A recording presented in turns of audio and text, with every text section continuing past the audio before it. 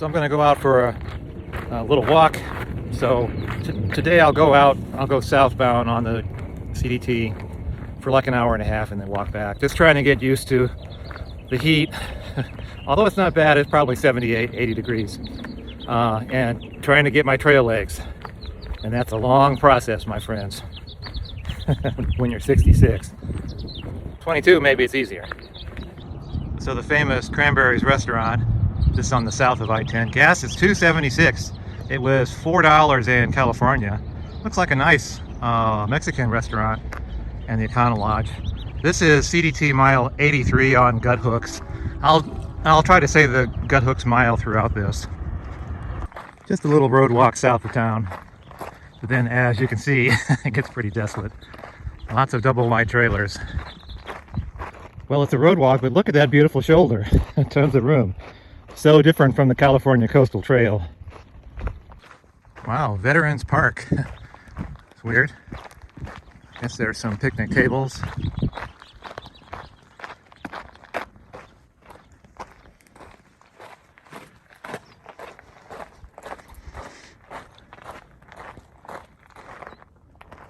That's a Vietnam relic.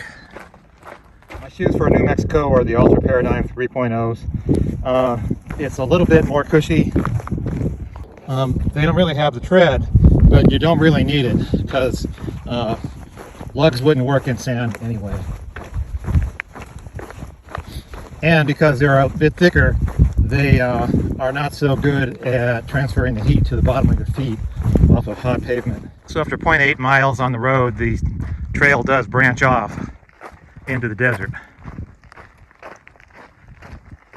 Continental Divide, National Scenic Trail. Woohoo!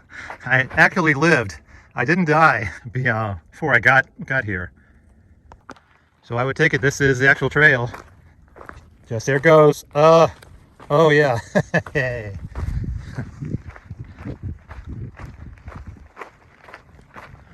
Nicely marked. So I'll walk out an hour and 5 minutes here and then just see how it looks. That'll give me about an hour and a half out, an hour and a half back, and then tomorrow I'll do 2 hours out, 2 hours back. It is warm. Now it's 89 degrees. But that's the time I want to come out here because anyone can walk when it's 64 degrees outside. I want to kind of get used to the heat. Yes, sir. Oh my goodness gracious. I'm actually here. It's actually real. I've heard to follow the signs. All right. Great, I got some guy out there shooting his gun. Why is it that long trails and guns go together? On the PCT, there were 4 or 5 times people were shooting guns like right by the trail. So there's no trail per se, as you can see. You just kind of walk towards the signs. Just sometimes there's some at least pretty good footprints to follow. Why can't people just leave signs alone? Give a person a shotgun and a case of beer. So looking back, that's Lordsburg way down there.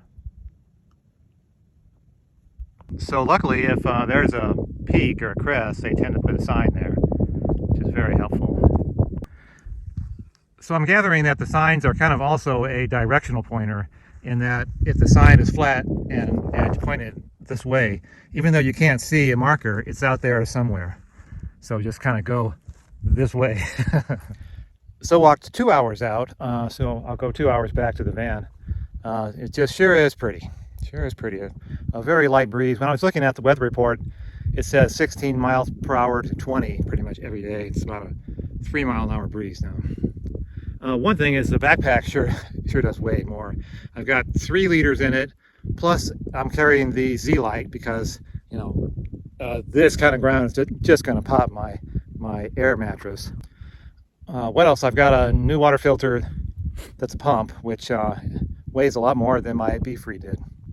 But the water around here is gross, so I don't trust the Be-Free.